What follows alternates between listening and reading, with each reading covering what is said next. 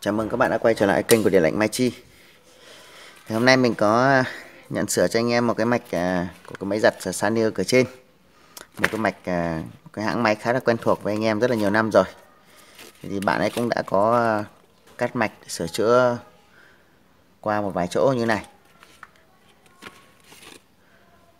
Rồi, bạn ấy cũng đã sửa khối nguồn cũng như là thay thạch anh dao động.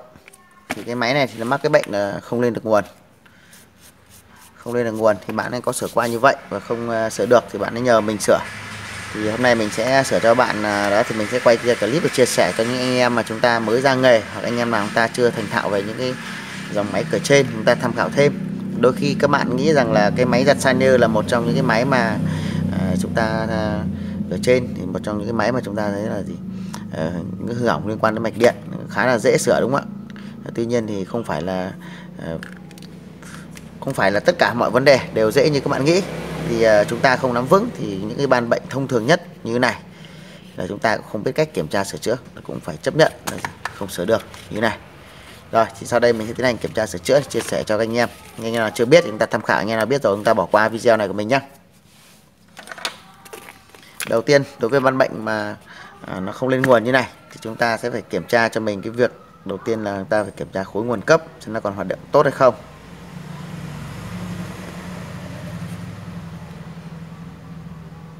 Đấy, việc đầu tiên là chúng ta phải kiểm tra khối nguồn cấp. Thế khối nguồn cấp là gì? Khối nguồn cấp thì bao gồm đây là cái biến áp. Loại máy giặt Sanyo thì người ta sử dụng chủ yếu là cái đời cũ là sử dụng là cái biến áp xung, biến áp tuyến tính để chúng ta cấp nguồn.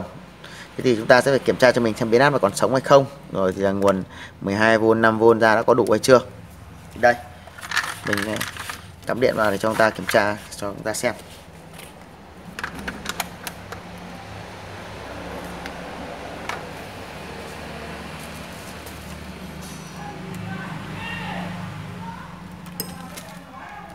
Rồi thì đối với biến áp tuyến tính này thì kiểm tra nó rất là đơn giản thôi.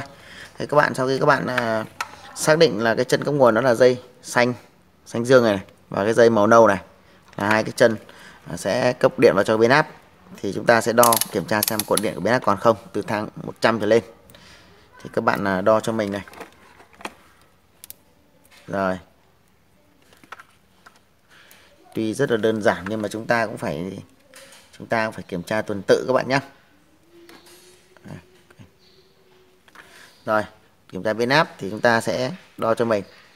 Rồi, từ thang 100 trở lên, nó khoảng 1K, hơn 1K gì đó nhá. Chúng ta đo vào đảo chiều que mà kim lên bằng nhau là cái chân đấy là chính xác là chân của biến áp rồi. Rồi, biến áp đã ok, tức là gì? Cái khối nguồn đầu vào chắc chắn là sẽ không hư hỏng, ta sẽ cắm điện. Rồi, cắm điện vào, mình bật nguồn cho các bạn xem này, không lên nguồn đúng không ạ? Rồi, không lên nguồn. Thì đối với ban bệnh không lên nguồn này thì trước khi thay thế thạch anh như cái bạn này thì chúng ta phải kiểm tra bài bản căn bản, đó là việc đầu tiên là cái biến áp này chúng ta phải kiểm tra là nó không hư hỏng. Là mình vừa kiểm tra là các bạn thấy là ok, là không hư hỏng đúng không ạ? Thứ hai là chúng ta phải kiểm tra xem nó đã có nguồn 5V, 12V chưa. Thì lúc đó chúng ta mới xoay vào cái điều kiện ở đây, chưa gì chúng ta đã thay thạch anh rồi thì là không đúng quy trình các bạn nhé. Thì để kiểm tra được cái 5V ấy thì đối với máy giặt Sanyo Aqua thì nó có cái jack cắm ở đây. Thì chúng ta sẽ đo luôn là jack cắm xem đã có 5V chưa. Đấy, đo vào đây thì chúng ta sẽ thấy là gì? Chỉ được khoảng 3V thôi. 3V như này thì nó sẽ không thể đủ 5V để chạy được. Rồi, như vậy sau khi đo như vậy ta xác định luôn là cái bệnh này là cái nguồn 5V nó đang chưa đủ, đúng không ạ? Thế để biết được cái lý do và những cái lý do gì dẫn đến nguồn 5V chưa đủ thì chúng ta phải vạch ra được và chúng ta phải nắm vững được là nguồn 5V chưa đủ thì có thể là bị hư hỏng cái khối ổn áp nguồn 5V nằm ở đây. Toàn bộ cái khối con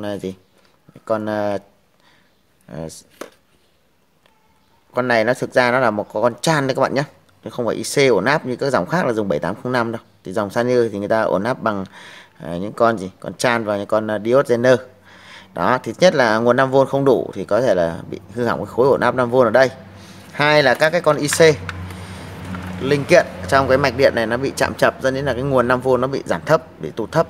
Thì đối với cái mạch này thì nó có 3 con link IC. Đối với cái dòng Sanyo này nó sử dụng 3 IC. Thứ nhất là IC chúng ta gọi là IC vi xử lý, được chưa? Thứ hai là con IC phao này, rồi IC khuếch đại thuật toán. Đấy, IC khuếch đại thuật toán 393 chúng ta dùng để làm gì ạ? Dùng để khuếch đại cái tín hiệu gọi là dùng ACDS. Thế thì ở đây thì để kiểm tra nhanh, lý do là nguồn nó bị gì? Bị tụt thấp. Thì trước khi kiểm tra xem là chúng ta vừa vạch ra các nguyên nhân như vậy, thì chúng ta sẽ đo qua những con IC này xem là nó có bị chạm chập các IC này không.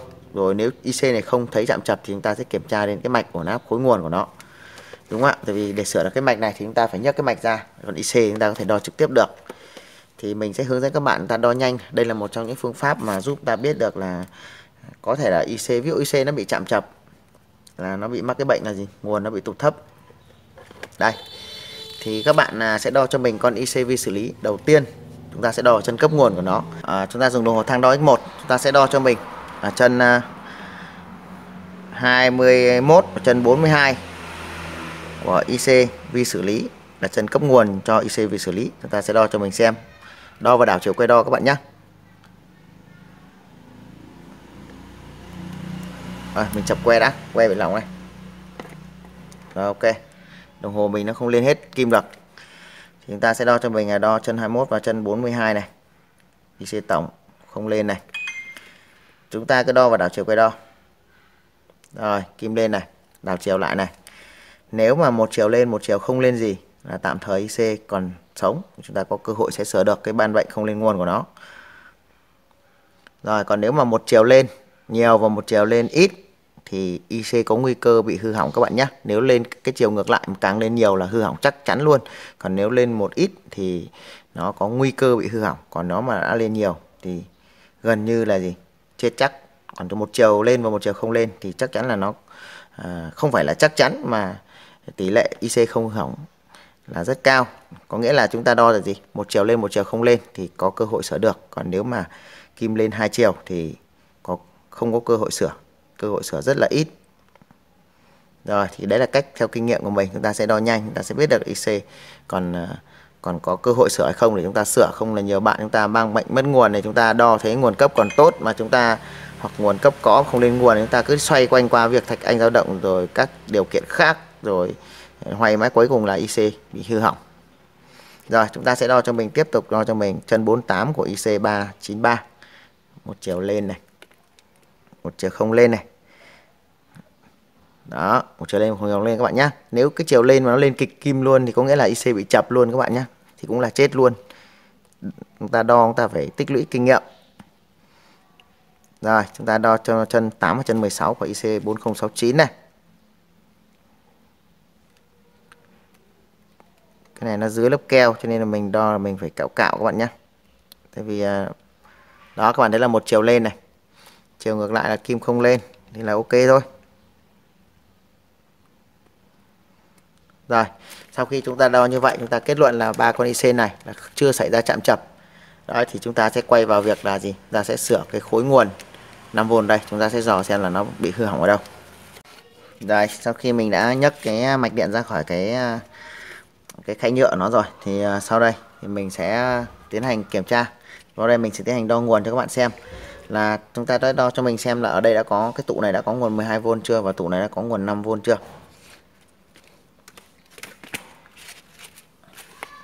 Rồi, mình sẽ cắm điện vào.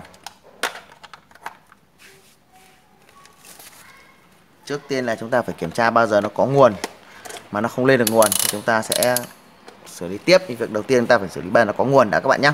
Tại vì tạm thời chúng ta đo cái IC vi xử lý chưa thấy nó bị kim lên hai chiều, tức là còn có cơ hội sửa chữa được. Thì đây thì các bạn sẽ đo cho mình xem là tại cái vị trí này thì các bạn thấy là điện áp này rất là thấp đúng không ạ? Lúc nãy đo được 3V, bây giờ đo nào chỉ được 3V này. Các bạn thấy đồng hồ lên rất là nhỏ đúng không? Rồi thì các bạn sẽ đo cho mình trên cái tụ lọc nguồn này. Chúng ta đo cho mình trên cái tụ lọc nguồn ở đầu này, chỗ gần con biến áp này, chúng ta sẽ đo cho mình xem đã có 12V chưa. Đó, các bạn thấy là có 13V. Như vậy là nguồn 12V tốt đúng không ạ? chúng ta sẽ đo cho mình xem là trên cái con tụ ở phía sau bên áp này đã có 5V chưa. Ngược kim cũng chưa có đúng không ạ? Chưa có này. Rồi ok. Chưa có nguồn 5V. Như vậy là con tụ này chưa có nguồn 5V. Thế thì bạn nào lần mạch thì bạn biết rồi. Trên đường cái nguồn 5V này nó cấp về phía sau, nó sẽ đi qua con diode ngay cạnh con tụ này. Đây.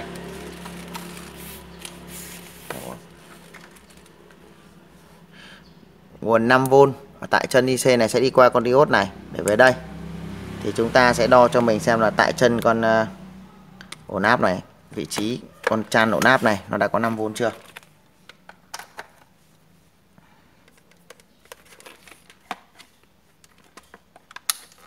Đo tụ nó có 12V này. Chúng ta đo đầu ra nó có 5V chưa. Các bạn thấy chưa? Đầu ra đã có 5V đúng không ạ? Ngay tại chân của con chan là đã có 5V rồi. Đấy. Đầu vào con chan là 12V này. Đầu ra là có 5V này. Hơn 5V luôn. Rồi, thế nhưng tại sao lý do gì mà chúng ta đo ở đây lại chưa có 5V ạ? Đấy, chúng ta đo ở đây lại chưa có 5V. Các bạn nhá, đấy, chỗ này chỉ được 2V thôi. Rồi mình sẽ rút đèn đã.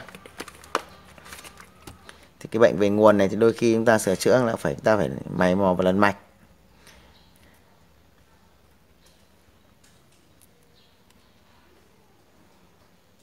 Đây các bạn nhé. Đây, từ cái vị trí đây đến đây mà lại mất 5V, đường mạch không bị đứt thì có thể là con chan này nó bị bong mạch, gãy mạch các bạn nhé. Chúng ta sẽ phải kiểm tra hẳn là đây này các bạn này. Có thể là bị long mạch. Rồi.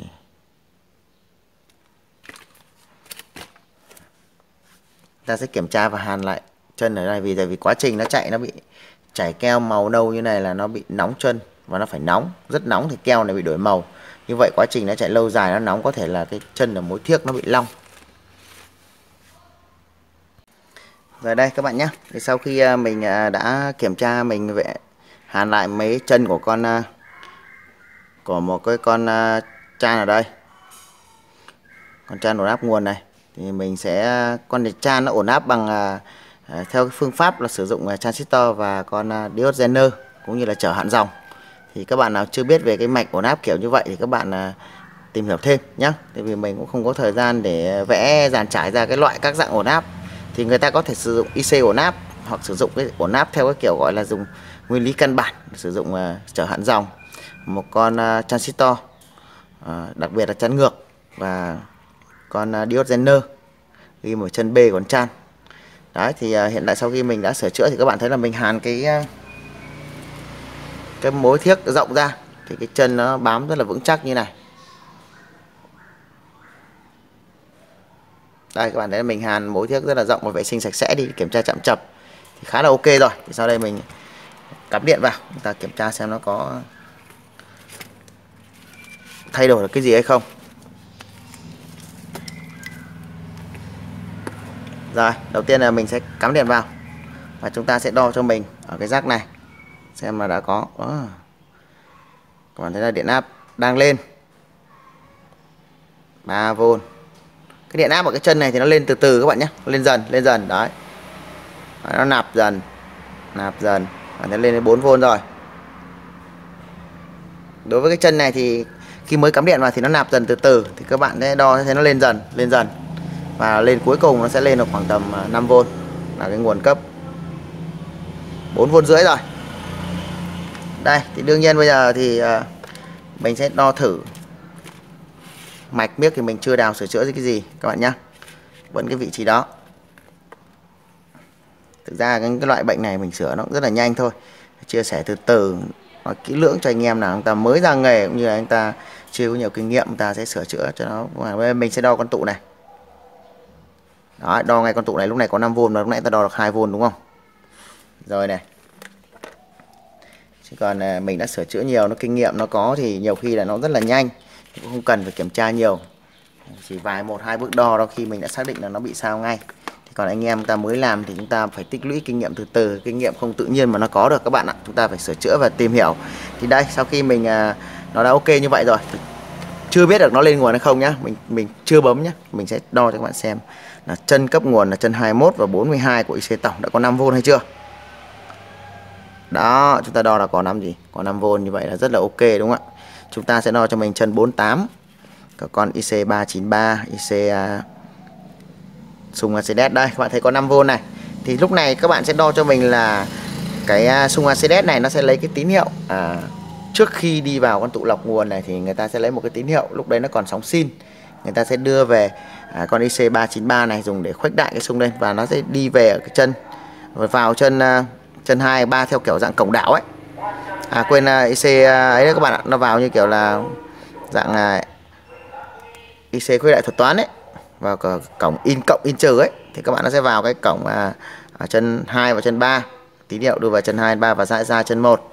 Thì các bạn nó đưa vào chân 3 chẳng hạn, tín hiệu đưa chân 3 đây các bạn thấy này, tín hiệu đưa chân 3 khoảng 2V, và các bạn xấp xỉ dưới 2V thì các bạn đo cho mình chân 4 và chân 1, tức là đấy, chân 1 ra có điện áp như vậy là ACDS tốt. Đó, thấy chưa? Ok, ở chân 48 là các bạn đo sẽ có 5V đúng không ạ? Chân nguồn cấp. IC phao cũng vậy, các bạn đo cho mình chân 8 trên 16 là nguồn cấp. Bạn sẽ thấy nó có điện nhá. Đâu rồi? Nó dưới keo nên chúng ta mò mã ra đấy, các bạn thấy chưa? Chúng ta đo chân 8 trên 16 là có 5V nguồn cấp. Rồi thì sau khi đầy đủ mọi yếu tố nguồn ở các IC rồi, nguồn 5V đã có đủ rồi, thì thạch anh đây vẫn còn nguyên các bạn nhé, vẫn như vậy nhá. Đấy, đấy, bấm cái lên nguồn ngay, quá là đơn giản đúng không ạ? Rồi thì cái bệnh thì nhiều khi nó rất là đơn giản, nhưng mà anh em ta làm chưa có kinh nghiệm cũng như là chưa có cái mới vào nghề hoặc là chưa có kinh nghiệm, thì chúng ta đối với cái bệnh dễ cũng trở thành là khó. Thì đối với cái ban bệnh của cái máy này thì nó vô cùng là dễ, tuy nhiên là chúng ta không nắm được, thì một số bạn chúng ta sẽ sửa theo cái phương thức gọi là sửa mò, chúng ta thay thử thế linh ta linh tinh. Nhiều khi chúng ta thay thế linh tinh mà hàn xì không tốt thì dẫn đến là nó mắc bệnh khác lại càng gì. Thì máy đầu tiên mắc một bệnh này, sau khi chúng ta cậy ra sửa thì đã mắc thêm vài cái bệnh khác, là dẫn đến là chúng ta sẽ không có kỹ năng để có thể sửa được cái mạch đó, và nhiều khi là chúng ta phải vứt đi. Rồi thì cái video này, clip này thì mình chia sẻ cho anh em chúng ta mới ra nghề, cũng như là anh em nào chúng ta cần tham khảo thêm thì chúng ta tham khảo. Còn quy trình để kiểm tra sửa chữa cũng như là xác định em là bệnh mất nguồn thì bắt buộc chúng ta phải theo cái quy trình tuân thủ là kiểm tra từ khối nguồn cấp vào, hỏng đâu chúng ta sửa đó, rồi chúng ta biết cách kiểm tra qua IC. Có một số trường hợp cái đời này nó rất hay hỏng IC, thí dụ bị chuột nó cắn chạm chập đường dây phao với cái dây nguồn vào chẳng hạn, thì nó dẫn đến là chết IC tổng. Thì các bạn không biết kiểm tra, nhiều khi chúng ta cứ đi vùi đầu vào sửa khối nguồn rồi xối thạch anh xử lý rồi các kiểu, không lên được nguồn. Rồi thì video này mình sẽ chia sẻ và dừng lại tại đây thôi. Thì hiện tại cái mạch đã lên nguồn rồi, thì các bạn thấy rồi, mạch đã lên nguồn và chọn các chức năng này ok. Để kiểm tra cẩn thận cho anh em thợ thì mình sẽ test cái mạch này ở cái chế độ giật vắt, mọi thứ nó ok thì mình sẽ trả lại cho anh em. Và mình xin kết thúc cái video chia sẻ tới đây, và xin cảm ơn tất cả các bạn đã dành thời gian quan tâm theo dõi cái video clip này của mình, và xin chúc tất cả các bạn chúng ta sẽ sửa chữa thành công. Và hẹn gặp lại các bạn ở trong các video chia sẻ tiếp theo của mình nhé. Thân ái chào các bạn.